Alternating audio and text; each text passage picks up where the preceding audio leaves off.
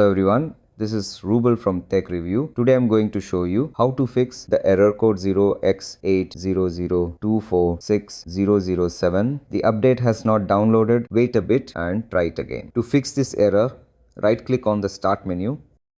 From this Power menu, click on Terminal Admin.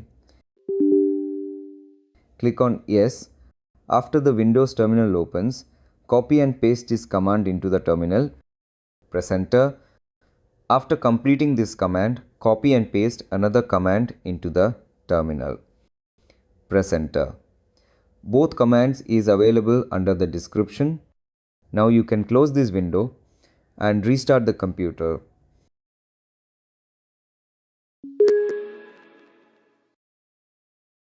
After restarting the computer, hope your problem is solved. Thanks for watching this video. Hope you like this. Please do subscribe my channel. Also give a like please. Take care.